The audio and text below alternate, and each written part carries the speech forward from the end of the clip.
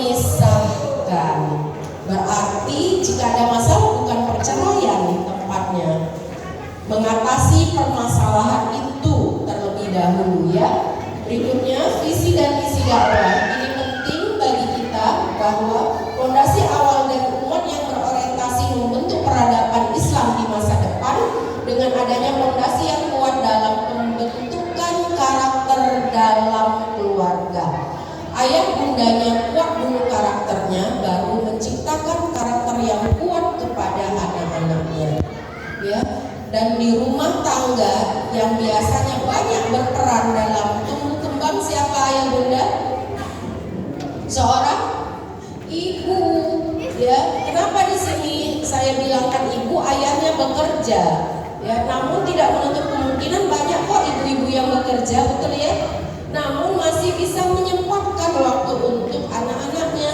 Lalu ayah-ayah masih sempat waktu untuk anak-anaknya? Masih ya. Kemarin waktu pas bertepatan hari ibu, saya mengisi webinar juga, ada seorang bapak-bapak bertanya, kebetulan beliau bekerja di bank ya, bank Islam, lalu mengatakan saya berjauhan dengan anak istri, bagaimana caranya saya bisa menciptakan kedekatan kepada anak-anak? Karena 2 tahun sekali pindah, 2 tahun sekali pindah, di rolling ke setiap provinsi bahkan. Bagaimana? Nah, ini menjadi PR kita ke depan ya. Itu nanti bisa kita atasi karena teknologi sekarang semakin canggih, betul ya Bapak dan Ibu? Tidak terlepas hanya pertatapan secara wajah, namun kita masih bisa menggunakan media lain, yaitu dengan handphone, video call, dan lain sebagainya. Anak-anak masih bisa melihat ayahnya, dan seorang ayah masih bisa bertanya bagaimana tumbuh kembang anaknya di rumah, begitu. Lalu ini ya, apa saja yang harus kita ciptakan untuk visi dan rumah tangga dakwah? Ya, menjalankan syariat Islam bersama-sama. Ya, di mana yang pertama menjalankan ibadah yang wajib di rumah, sholat berjamaah. Mungkin untuk yang bapak-bapak, ayah-ayahnya di masjid, bawalah anak-anak laki-laki kita ke masjid. Ya, kalau anak perempuan tidak ada ibunya, ya tidak ada yang memantau, yang masih kecil-kecil, mungkin bisa kita diamkan di rumah dengan ibunya. Lalu tilawah dipandu kepala keluarga. Ya, habis maghrib bisa menjelang isya, bisa sama-sama membaca Al-Quran di rumah atau subuh, setelah subuh ya. Dan membiasakan ibadah-ibadah saum, sunnah ya, dan lain sebagainya yang kita ciptakan di rumah ya, sholat duha, qiyamul lail dan sebagainya. Nah, itu untuk menciptakan visi rumah tangga dakwah. Lalu yang berikutnya adalah yang ketiga, penyesuaian diri.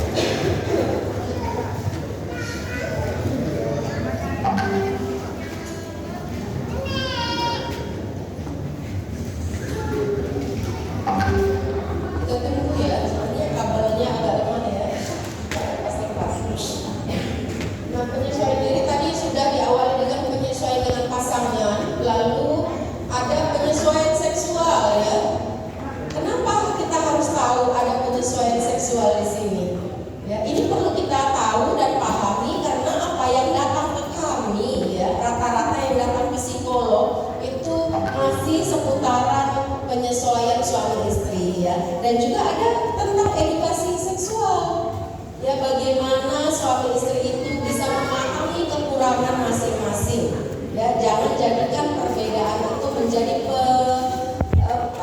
penghancur ya, makin memperuncing kehidupan. Nah, ini penting ya, kadang penyebab perceraian itu karena penyesuaian seksual yang tidak bisa dilakukan bersama dan tidak bisa diatasi ya. Lalu berikutnya penyesuaian keuangan, ya, penyesuaian keuangan apalagi dengan kondisi sekarang, ya, ayah dan bunda komunikasikan bagaimana kondisi keuangan. Namun sekarang ibu-ibu sudah banyak berkarya ya, tidak harus bekerja di luar rumah, di dalam rumah pun bisa menghasilkan uang sendiri, dan penyesuaian dengan keluarga pasangan itu penting sekali kita lihat. Berikutnya kewajiban lepas sutri ini tidak usah terlalu banyak ya, saya katakan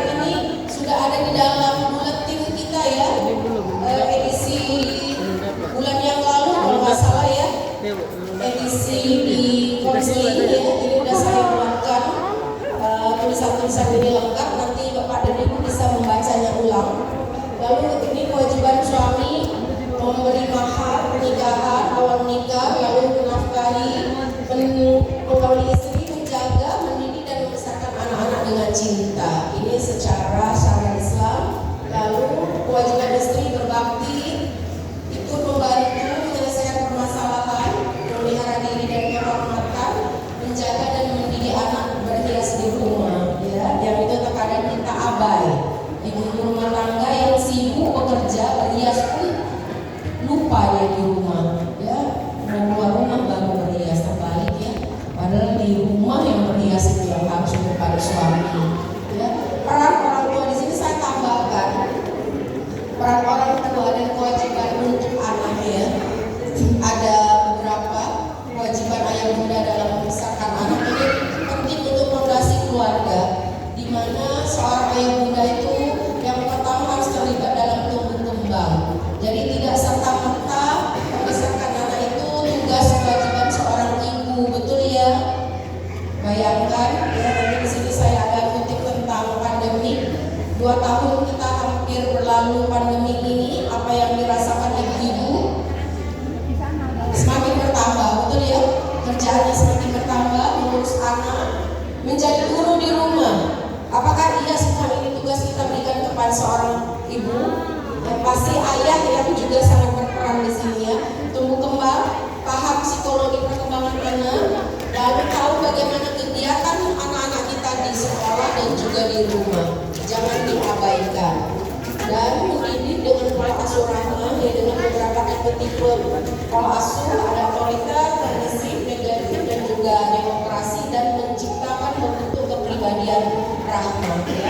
Berikutnya, saya ingin menyampaikan ada hasil penelitian terkait anak-anak yang berprestasi dibesarkan oleh orang tua yang bagaimana. Ternyata anak-anak yang berprestasi itu dibesarkan dan ditemani oleh orang tuanya saat belajar, bukan guru les. Ya, orang tua menemani atau mendampingi anak saat belajar, itu yang pertama. Yang kedua, ini hasil penelitian ya Bapak dan Ibu tahun 2002, memberi pengarahan, peringatan dan melakukan kontrol penghargaan terhadap anak. Setiap anak melakukan suatu prestasi, hargailah dia. Kalau dia tidak dapat menciptakan hal yang baik, juga hargai. Jangan langsung katakan ini tidak bagus, jelek begini aja, itu tidak boleh. Jangan sampai kita menghancurkan perasaan anak kita karena prestasinya yang sedikit. Tetap dihargai. Yang ketiga, teladan ya, role model bagi anak-anak itu sudah jelas dalam penelitian. Dan yang keempat, memberi perlakuan yang adil terhadap anak laki-laki dan juga anak perempuan. Jadi tidak dibedakan, gitu ya dalam penelitian. Nah, yang ini yang mau saya sampaikan, peran ayah dalam kegiatan BPKK kali ini. Kenapa? Peran ayah di sini sangat penting. Banyak sekali kasus-kasus yang datang kepada kami di Biro Psikologi terkait permasalahan anak-anak yang datangnya dari permasalahan rumah tangga. Ya. Yang pertama adalah peran ayah itu sebagai first love ya. Bagaimana cinta itu tersampaikan oleh seorang ayah melalui spiritual, nilai-nilai keagamaan yang tadi. Ayah adalah pemimpin yang membawa, menciptakan dan menirukan. Lalu ayah adalah tokoh intelektual di rumah yang dikagumi dan diidolakan oleh anak-anaknya. Ya. Berikutnya, ayah adalah tempat empati dan penuh perhatian. Lalu fisik kehadiran seorang ayah itu penting, sehingga ayah itu tidak hanya Sabtu Minggu, pada weekend saya katakan ayah Sabtu pekan, Sabtu Minggu ya akhir pekan. Namun fisik dan kehadiran ayah itu selalu ada. Bagi anak perempuan, perwujudan cinta pertama adalah ayah. Ini sebenarnya tugasnya, bukan tugas ibu-ibu ya sebenarnya ya. Nah, tugas ibu adalah makna pengasuhannya, karena kita yang melahirkan, kita punya rahim, figur pelekatan ya, di mana ibu merupakan seorang yang pertama kali dikenal anak sejak dilahirkan.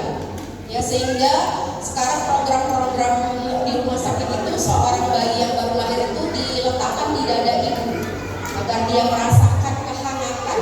Dalam psikologi disebut attachment, kelekatan seorang ibu kepada anaknya. Figur lekat ya.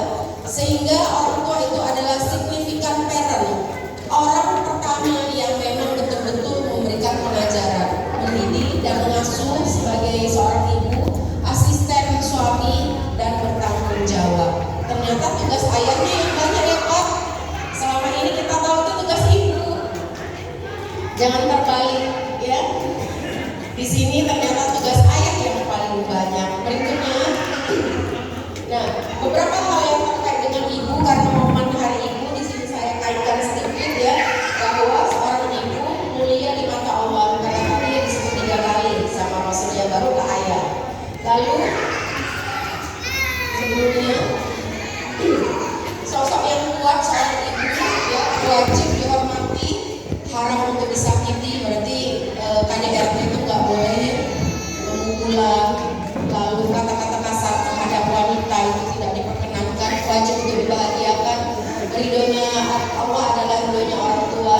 Doanya mustajab seorang ibu, bahaya kalau ibunya ngomong negatif ya, terujuk. Lalu tidak boleh